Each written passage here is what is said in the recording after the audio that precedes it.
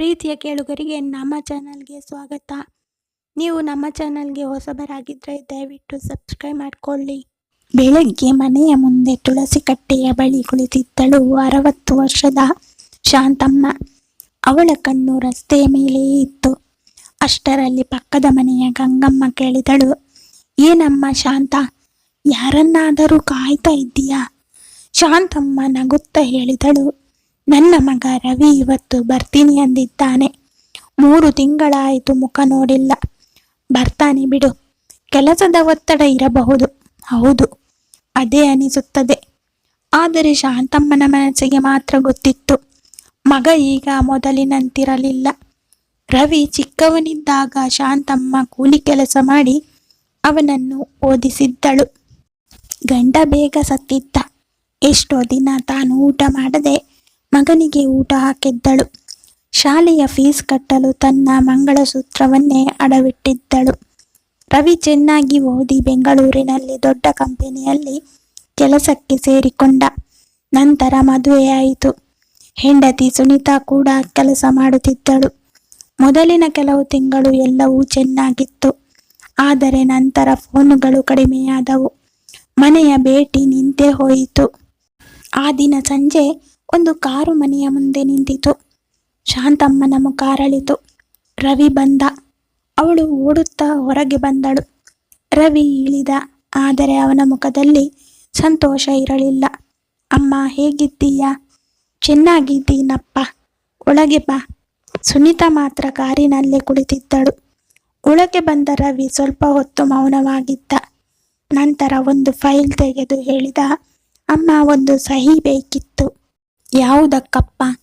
ಈ ಮನೆ ನನ್ನ ಹೆಸರಿಗೆ ಮಾಡು. ಬ್ಯಾಂಕ್ ಲೋನ್ಗೆ ಬೇಕಾಗಿದೆ. ಶಾಂತಮ್ಮ ಕ್ಷಣಕಾಲ ಸುಮ್ಮನಾದಳು.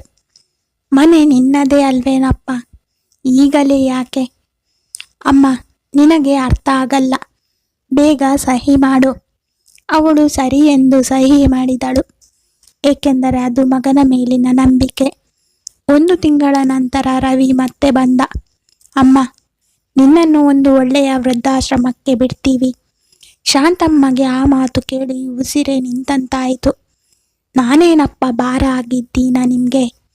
ಹಾಗಲ್ಲ ಅಮ್ಮ, ನಾವು ಇಬ್ಬರೂ ಕೆಲಸಕ್ಕೆ ಹೋಗ್ತೀವಿ. ನಾನು ಮನೆಯಲ್ಲೇ ಇರ್ತೀನಪ್ಪ. ಆಗಲ್ಲ ಅಮ್ಮ, ಅಲ್ಲಿ ನಿನಗೆ ಚೆನ್ನಾಗಿ ನೋಡಿಕೊಳ್ತಾರೆ. ಶಾಂತಮ್ಮನ ಕಣ್ಣು ತುಂಬಿತು. ಆದರೂ ಒಂದೇ ಮಾತು ಹೇಳಿದರು, ನಿನಗೆ ಯಾವುದು ಒಳ್ಳೆಯದೋ ಅದನ್ನೇ ಮಾಡಪ್ಪ. ವೃದ್ಧಾಶ್ರಮ ಮೊದಲ ದಿನ ಅವಳು ಎಲ್ಲರನ್ನೂ ನೋಡಿ ನಕ್ಕಳು. ಆದರೆ ರಾತ್ರಿ ತಲೆದಿಂಬು ಒದ್ದೆಯಾಯಿತು. ಪ್ರತಿದಿನ ಗೇಟಿನ ಕಡೆ ನೋಡುತ್ತಿದ್ದಳು. ಇವತ್ತು ಮಗ ಬರುತ್ತಾನಾ? ಆದರೆ ದಿನಗಳು ಕಳೆಯುತ್ತಿದ್ದವು. ಯಾರೂ ಬರಲಿಲ್ಲ. ಒಂದು ದಿನ ವೈದ್ಯರು ಹೇಳಿದರು, ಅಮ್ಮನ ಆರೋಗ್ಯ ತುಂಬ ದುರ್ಬಲವಾಗಿದೆ. ವೃದ್ಧಾಶ್ರಮದ ವಾರ್ಡನ್ ರವಿಗೆ ಹಲವಾರು ಬಾರಿ ಫೋನ್ ಮಾಡಿದರು. ರವಿ ಮೀಟಿಂಗ್ನಲ್ಲಿದ್ದ. ನಂತರ ಮಾಡ್ತೀನಿ ಹೇಳಿಬಿಡ್ತಿದ್ದ. 2 ದಿನಗಳ ನಂತರ ಮತ್ತೆ ಫೋನ್ ಮಾಡಿ, ಸರ್, ನಿಮ್ಮ ಅಮ್ಮ ನಿಮಗೊಮ್ಮೆ ನೋಡಬೇಕು ಅಂತ ಹೇಳ್ತಿದ್ದಾರೆ. ರವಿ ನಾಳೆ ಬರ್ತೀನಿ ಹೇಳ್ತಾನೆ.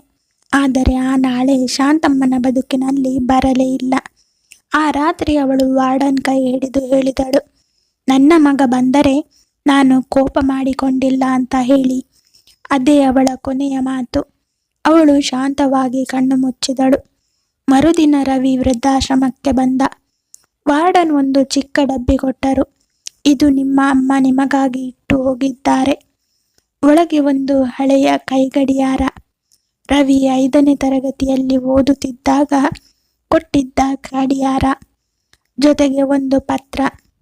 ರವಿ, ನೀನು ಚಿಕ್ಕವನಿದ್ದಾಗ ಅಮ್ಮ, ನಾನು ದೊಡ್ಡವನಾದ ಮೇಲೆ ನಿನ್ನನ್ನು ತುಂಬ ಚೆನ್ನಾಗಿ ನೋಡಿಕೊಳ್ತೀನಿ ಅಂತ ಹೇಳಿದ್ದೆ. ಆ ಮಾತು ನನಗೆ ಕೊನೆಯವರೆಗೂ ನೆನಪಿತ್ತು. ನೀನು ನನ್ನನ್ನು ನೋಡಿಕೊಳ್ಳಲಿಲ್ಲ ಅನ್ನೋ ಬೇಸರ ನನಗಿಲ್ಲ. ನೀನು ಚೆನ್ನಾಗಿದ್ದರೆ ಸಾಕು. ಒಂದೇ ಒಂದು ಆಸೆ, ಮುಂದೆ ನಿನಗೆ ಮಗು ಆದರೆ ಅದು ನಿನ್ನನ್ನು ನನ್ನ ಹಾಗೆ ಪ್ರೀತಿಸಲಿ. ಆಗ ನನ್ನ ಪ್ರೀತಿ ಏನಿತ್ತು ಅನ್ನೋದು ನಿನಗೆ ಅರ್ಥವಾಗುತ್ತದೆ. ನಿನ್ನ ಅಮ್ಮ. ರವಿ ಆ ಪತ್ರ ಓದುತ್ತಾ ಜೋರಾಗಿ ಅತ್ತ. ಆದರೆ ಆ ಕಣ್ಣೀರು ನೋಡಲು ಅವನ ಅಮ್ಮ ಇರಲಿಲ್ಲ. ಕೆಲವು ವರ್ಷಗಳ ನಂತರ ರವಿಗೆ ಒಬ್ಬ ಮಗ ಹುಟ್ಟಿದ. ಒಂದು ದಿನ ಆ ಮಗು ಕೇಳಿತು, ಅಪ್ಪ, ಅಜ್ಜಿ ಫೋಟೋ ಎಲ್ಲಿದೆ? ರವಿ ಗೋಡೆಯ ಮೇಲಿದ್ದ ಶಾಂತಮ್ಮನ ಫೋಟೋ ತೋರಿಸಿದ. ಆ ಕ್ಷಣ ಅವನ ಕಣ್ಣಲ್ಲಿ ಮತ್ತೆ ನೀರು ತುಂಬಿತು. ಅವನು ಮನಸ್ಸಿನಲ್ಲೇ ಹೇಳಿಕೊಂಡ, ಅಮ್ಮ, ನಿನ್ನನ್ನು ಅರ್ಥ ಮಾಡಿಕೊಳ್ಳಲು ನಾನು ತುಂಬ ತಡ ಮಾಡಿಬಿಟ್ಟೆ. ತಂದೆ ತಾಯಿಗೆ ಬೇಕಾಗಿರುವುದು ಹಣವಲ್ಲ, ಅವರಿಗೆ ಬೇಕಾಗಿರುವುದು ಮಕ್ಕಳ ಸಮಯ, ಪ್ರೀತಿ ಮತ್ತು 2 ಸಮಾಧಾನದ ಮಾತುಗಳು.